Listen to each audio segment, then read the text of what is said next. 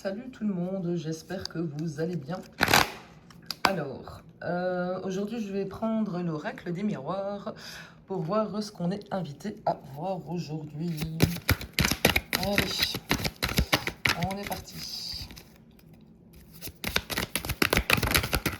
Alors, on en a une première qui s'est retournée. On a la carte de l'étranger. Ok, je vais en prendre deux autres.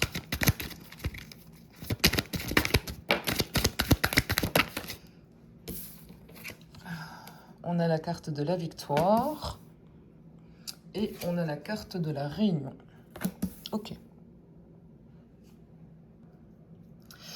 Alors ici, la carte de l'étranger, ça parle d'ouverture, d'inconnu, d'une nouvelle direction à prendre. Ça peut représenter un pays étranger ou une personne étrangère, mais aussi une partie de toi qui est encore inconnue. C'est une invitation à sortir de ce que tu connais, à accepter les différences et à élargir ton horizon. Avec la victoire juste à côté, ici, c'est pas la victoire de celui ou celle qui écrase les autres, mais de celui qui reste solide. Alors, regarde bien ce personnage. Il est protégé par son armure. Ça rappelle que même si tu traverses des difficultés, des critiques, des calomnies ou des médisances, mais le silence est parfois la meilleure des réponses. Tu es bien plus protégé ici dans ce tirage que tu n'imagines. Ça parle de stabilité, de confiance en soi et d'indépendance.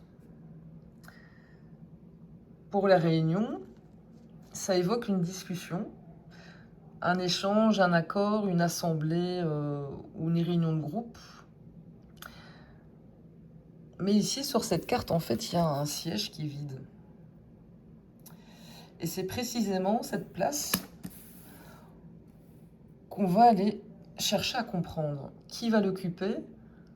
Quel est le véritable sujet de ce siège vide? Alors, quand je dis vous, je parle du consultant ou de la consultante. Selon les situations, ça peut vous représenter ou représenter la personne à laquelle vous pensez ou que tu penses. Ouais, tu sais bien, une fois sur deux c'est vous, une fois sur deux c'est tu. Bref, je vais travailler là-dessus. Et comme on travaille avec l'oracle des miroirs, il y a quand même une idée essentielle, c'est qu'ici, les masques tombent. On ne regarde plus l'image qu'on donne aux autres, mais ce qui est réellement présent derrière les apparences.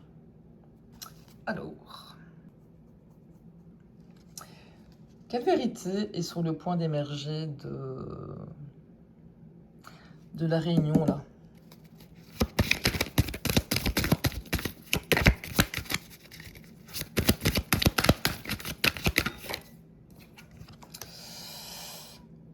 Je vais la mettre là. On a un verdict. Ok. Et sur le verdict, j'ai une séparation.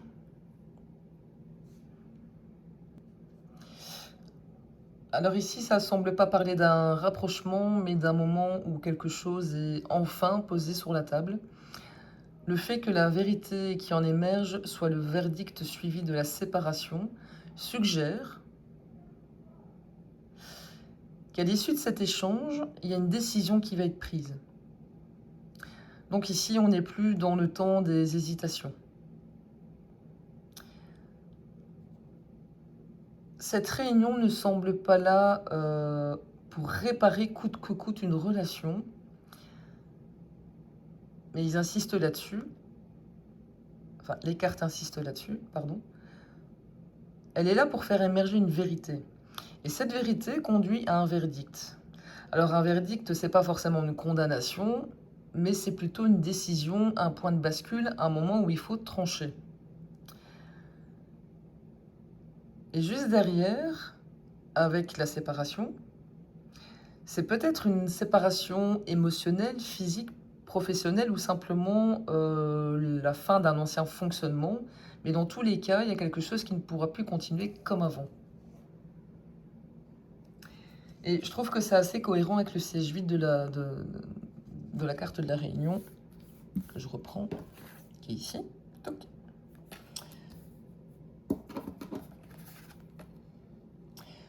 Parce que, attends, je remets. Au début du tirage, on ne savait pas encore qui allait prendre cette place, et maintenant on comprend que cette place est occupée par une vérité qui oblige à choisir. Et parfois, choisir, c'est aussi accepter de se séparer de ce qui n'a plus sa place. Ok? C'est quoi le motif de cette séparation?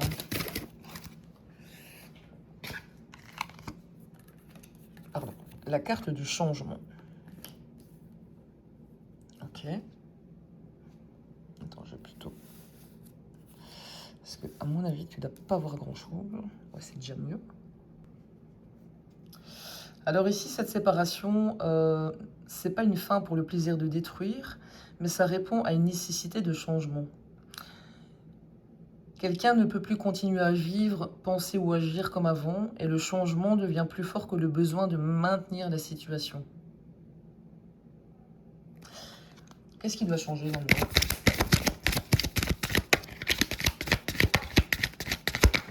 Ouh, hop, hop, hop. Attends, je vais chercher tout ce qu'il y a en dessous. Allez.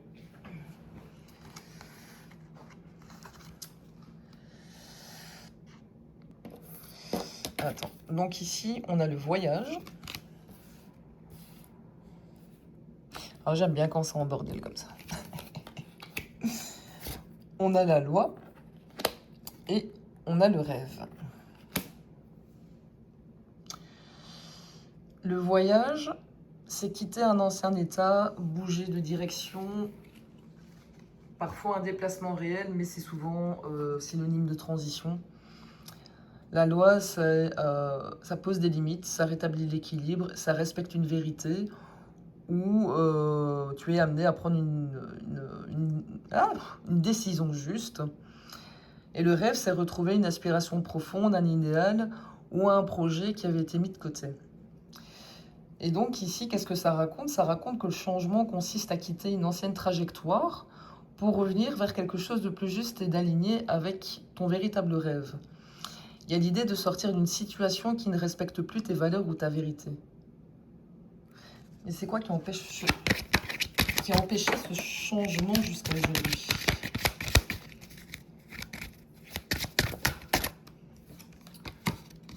On a la carte de la parole et on a la carte du boomerang.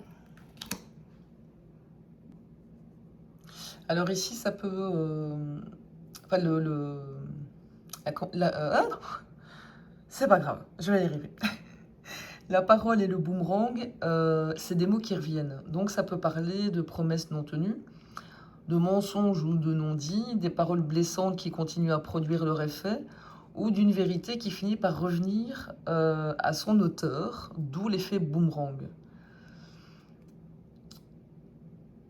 Et donc, c'est des mots qui ont créé un attachement, une confusion ou un blocage. Et avec le boomerang, tout ce qui a été dit ou pas dit revient aujourd'hui dans la tronche de la personne en question qui a potentiellement diffamé.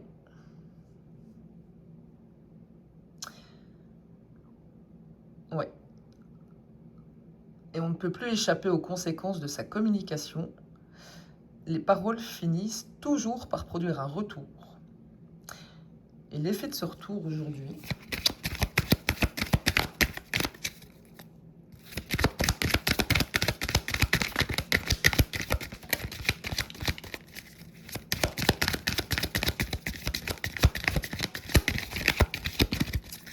allez, une dernière.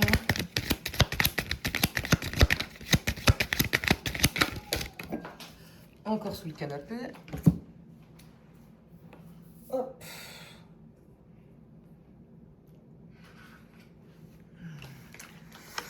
Donc l'effet de ce retour aujourd'hui, ce retour de boomerang, qu'est-ce qu'on a? On a l'instabilité et on a la femme.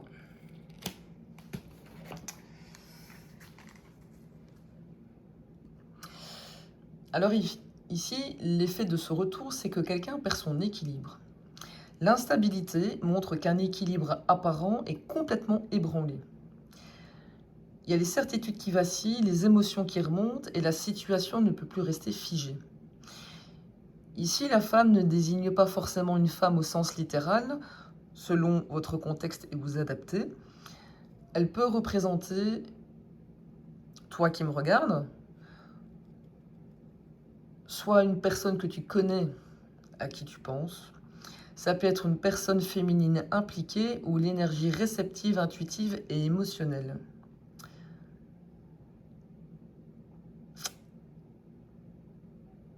Et donc, ici, quelqu'un est obligé de ressentir ce qu'il évitait jusque-là. Et cette instabilité touche directement une femme ou une énergie féminine dans cette situation. Mon Dieu, dans quoi est-ce qu'on est encore parti? Alors, que va provoquer cette fameuse instabilité?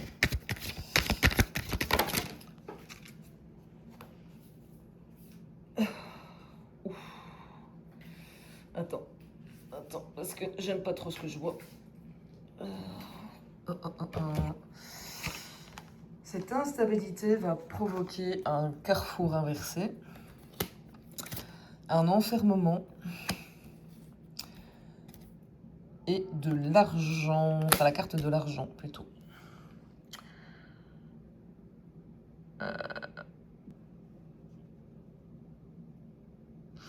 L'instabilité ici, elle oblige à faire un choix qui a été trop longtemps reporté et évité. Le carrefour inversé, c'est cette impossibilité de continuer à tergiverser. Ça peut être un choix bloqué ou comment je vais dire ça? Un mauvais embranchement. L'enfermement, c'est quelqu'un, si c'est pas à toi que ça parle, qui se retrouve face aux conséquences de ses propres limites ou de la situation dans laquelle il s'était enfermé. Et l'argent, il peut s'agir de finances, de biens matériels, de travail, mais aussi de ce qui a de la valeur et des intérêts concrets.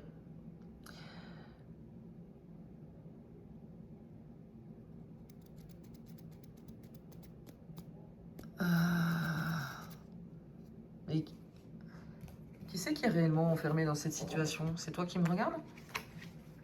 C'est qui? Ou la personne en face, possible aussi, je ne sais pas. Ouais. Sexualité. La carte de la clairvoyance. Et le miroir magnétique.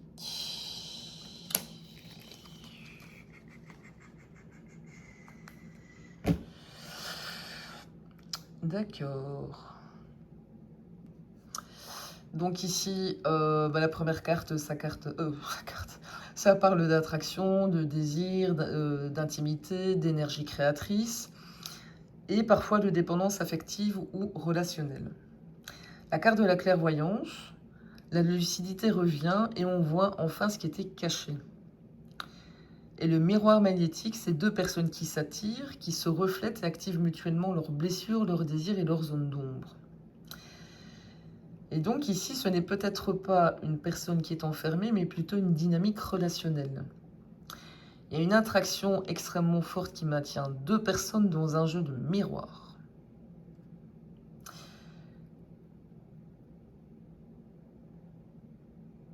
Et aujourd'hui, les masques tombent.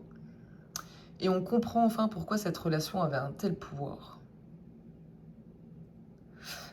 Mais quelle est la vérité que ce miroir oblige à regarder?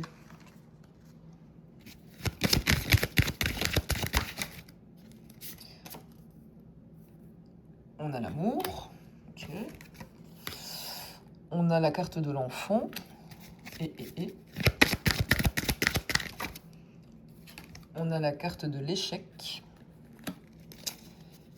Et en d'autres paquets, on a la carte de la jalousie. Ok.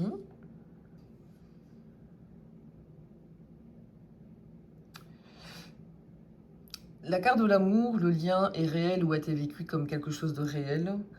L'enfant, c'est la blessure originelle, l'enfant intérieur, la vulnérabilité.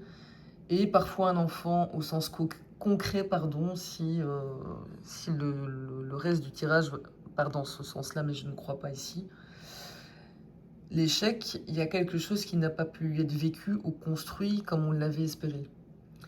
La jalousie en d'autres paquets, là on est sur une émotion de comparaison, de possession, de peur, de perdre ou de frustration qui vient un peu colorer tout le schmilblick ici. Et donc ce miroir oblige à regarder une vérité qui est très inconfortable, c'est que derrière cette histoire, il y a de l'amour, mais il y a aussi une blessure profonde. Et l'enfant, moi ça me parle d'une partie d'une partie vulnérable qui n'a pas été reconnue ou qui n'a pas été protégée. Et en fait, c'est cette blessure qui conduit à un sentiment d'échec. Comme l'impression que quelque chose d'essentiel n'a pas pu éclore, et en toile de fond, la jalousie montre qu'il existe des peurs, des comparaisons ou des attachements qui viennent compliquer la situation.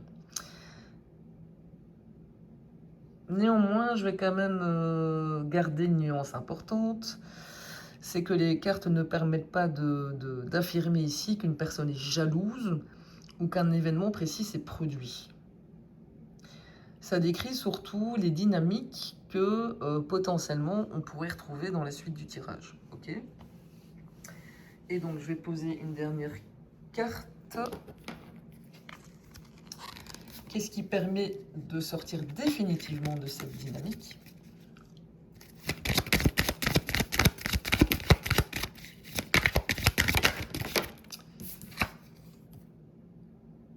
On a la carte de la distance. Alors la clé ici, c'est pas de convaincre, de réparer ou de comprendre davantage quelque chose. La clé, c'est la distance. La distance permet de casser le jeu du miroir et de retrouver de la lucidité et de sortir de cette dynamique. Tant qu'on reste dedans, les mêmes mécanismes se répètent. En prenant de la distance, qu'elle soit physique, émotionnelle ou mentale, chacun peut enfin retrouver sa propre vérité. Moi, ce que j'aimerais bien savoir, si cette souffrance elle est liée à une personne manipulatrice ou un schéma relationnel qui se répète. Attends, je range ça. Bon, si ça commence à te parler, welcome. Attends, je range mon jeu parce que possiblement j'en aurai encore besoin après. Bon, à mon avis, aujourd'hui, je ne ferai pas de... Enfin, aujourd'hui, sur cette vidéo-là, je pense pas que je ferai une extension. Parce que je ne peux pas toujours faire des extensions parce que, en fait, je n'ai pas forcément du temps pour faire toujours des extensions. Et puis, de vous à moi, ça me bouffe quand même full énergie, quoi. En fait, les extensions, moi, je les adapte en fonction de ce qui sort, tout simplement. Ok, alors...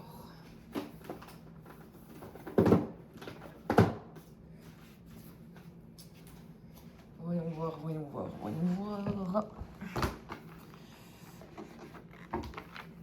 Hop là.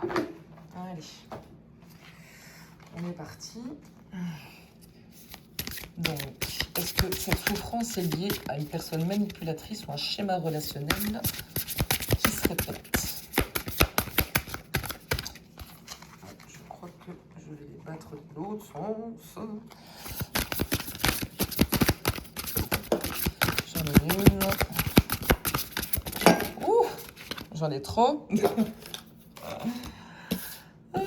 Alors, qu'est-ce qu'on a? On a la carte de la magie noire, merveilleux. Et on a la carte de la trahison et de la révolte. Fantastique.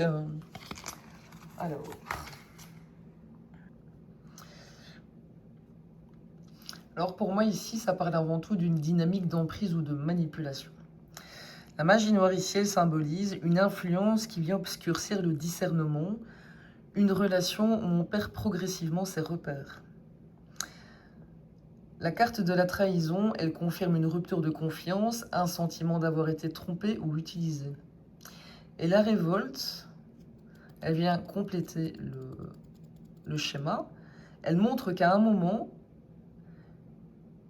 quelque chose refuse de continuer à subir. Et donc, c'est le début d'une libération. Et donc, si cette lecture te parle, la véritable question n'est peut-être plus de savoir qui m'a fait ça, mais, pourquoi est-ce que tu as accepté cette dynamique depuis si longtemps? Et qu'est-ce qui fait qu'aujourd'hui, tu ne l'acceptes plus?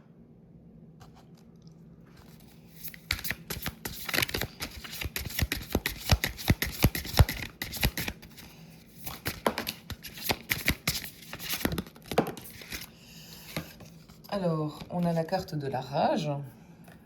Ok. Sympa. Et on a la carte de l'ignorance.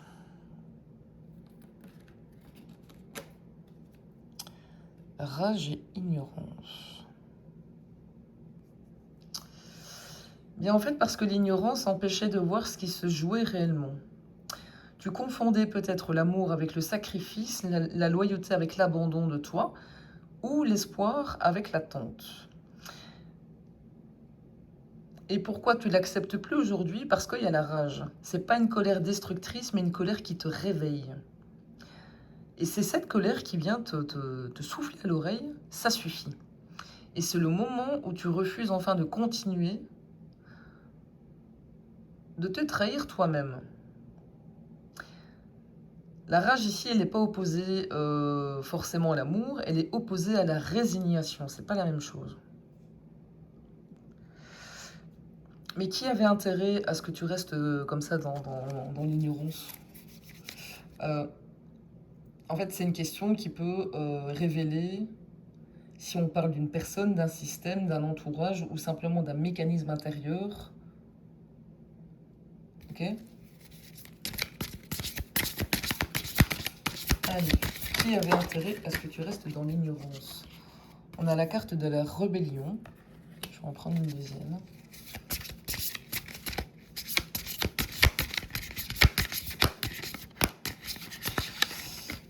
Et on a la carte des écrits dangereux. Qu'est-ce que c'est que cette affaire encore? La rébellion, c'est quelqu'un qui refuse toute remise en question, qui agit contre l'autorité ou contre ce qui pourrait le faire évoluer. Les écrits dangereux, ici on parle de paroles, de messages, de documents, des récits, des croyances qui influencent, qui manipulent ou qui entretiennent même une vision toxique de la situation. Et donc, en résumé, ce qui entretenait l'ignorance, c'était un discours.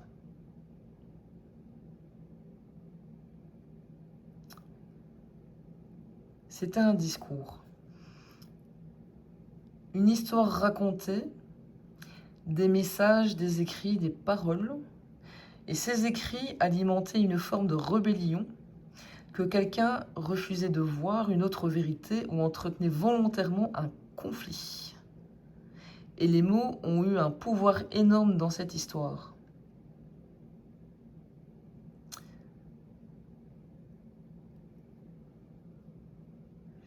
Mais la plus grande vérité que ces écrits cherchaient à cacher, c'est quoi?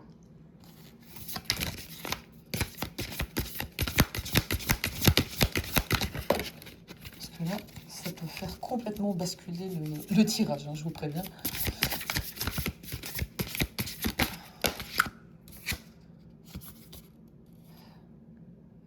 Le train de vie sans limite. Et les amendes et coûts injustes. Ok.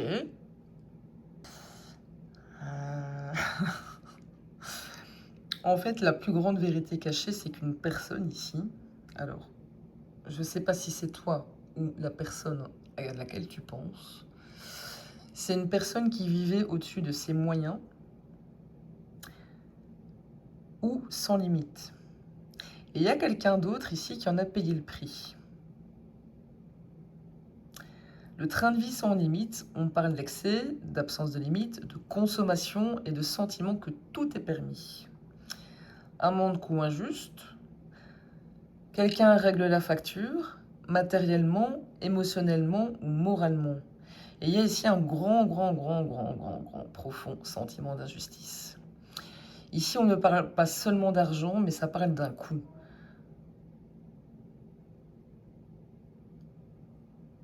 Et donc, il y a vraiment quelqu'un qui a profité d'une situation sans se fixer de limite, et au bout du compte, c'est la personne en face qui s'est retrouvée à payer l'addition. Et c'est ce sentiment d'injustice qui éclate aujourd'hui. Et ça s'articule très bien avec qu'est-ce qu'on avait tantôt dans l'oracle des miroirs. On avait la trahison, boomerang et argent.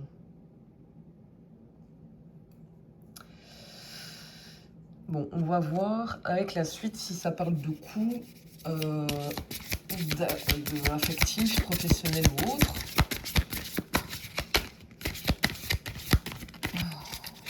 Ah non, pas une extension. Hein. Non mais bon, blague à part, s'il y a une extension qui est nécessaire, je la ferai sans problème. Mais là, je vais remélanger les cartes parce que je pense qu'il y en a au moins 20 au sol. Et donc, ça n'a pas d'intérêt. Attends, je vais regarder s'il n'y en a pas une qui s'est logée sous le canapé. Apparemment pas. En tout cas, Elliot, ça n'a pas l'air de le perturber. Hein. Il pionce toujours. Donc, de quoi ça nous parle? On a la carte du gaspilleur et vagabond. Et on a la carte de vivre son intelligence et des gains illicites.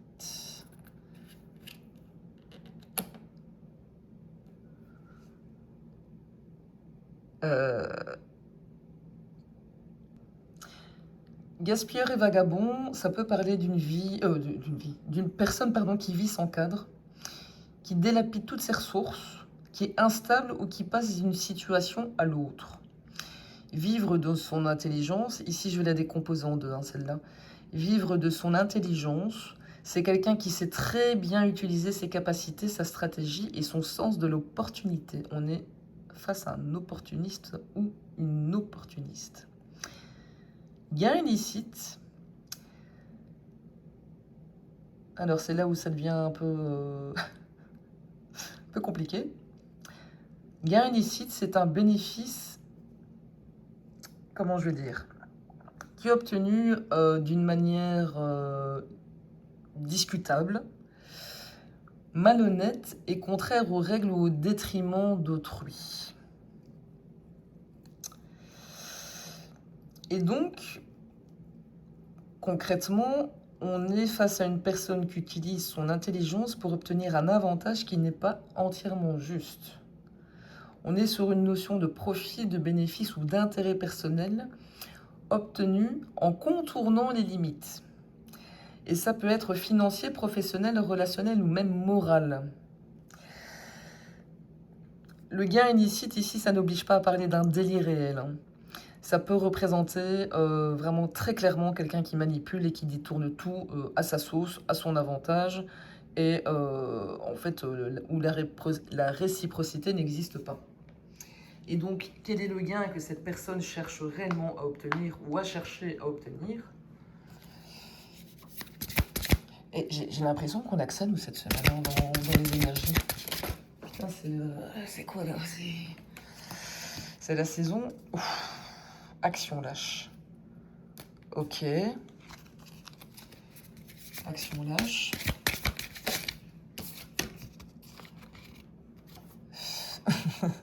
Générotise. Ok. C'est quoi ce truc?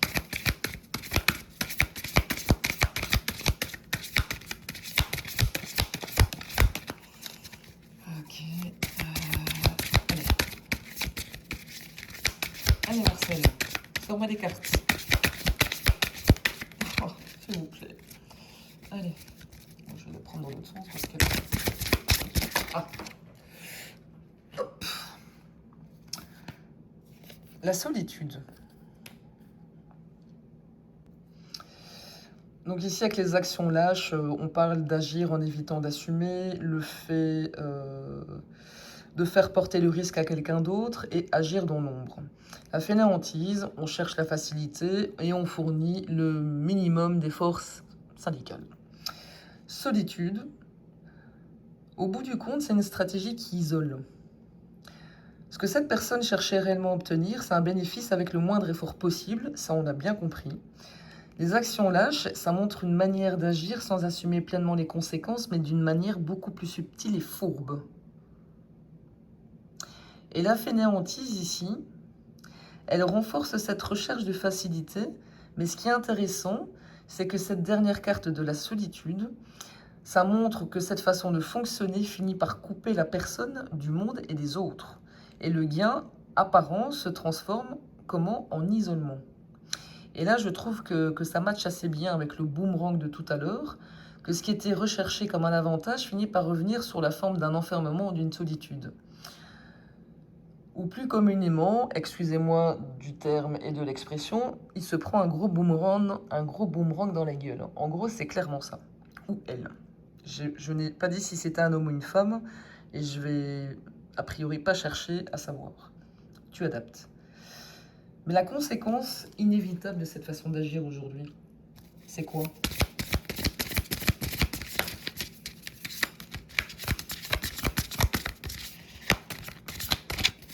Il y en a une qui tombait. Roulement de tambour. Alors, ça provoque des conflits familiaux et des plans impossibles.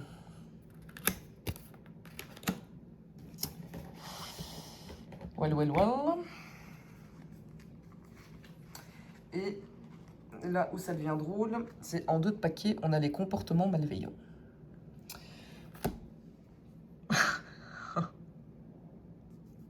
Donc, vous l'avez bien compris, la conséquence, ce sont les conflits familiaux. Et donc, ça montre que ce type de fonctionnement ne reste jamais sans impact.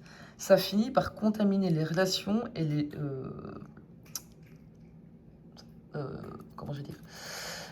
Ça peut être des relations en général, mais surtout les relations avec les proches. C'est ça que je cherchais. Les plans impossibles, ça indique que tout ce qui a été construit sur cette dynamique devient de plus en plus compliqué à maintenir et les projets se bloquent, les promesses deviennent irréalisables et les stratégies s'effondrent complètement.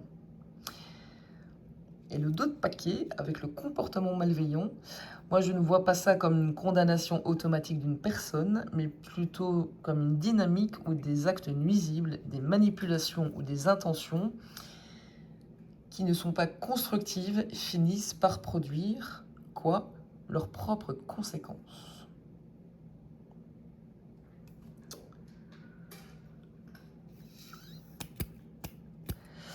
Ok. Alors, je vais m'arrêter là. Comme d'habitude, je vais aller fumer une clope. Donc, si jamais tu t'arrêtes ici, bien écoute, je te souhaite une bonne soirée et à la prochaine pour une prochaine vidéo. Pour les kamikazes qui ont envie de rester, parce que je sens que ça va être sportif, on va aller voir avec un autre jeu.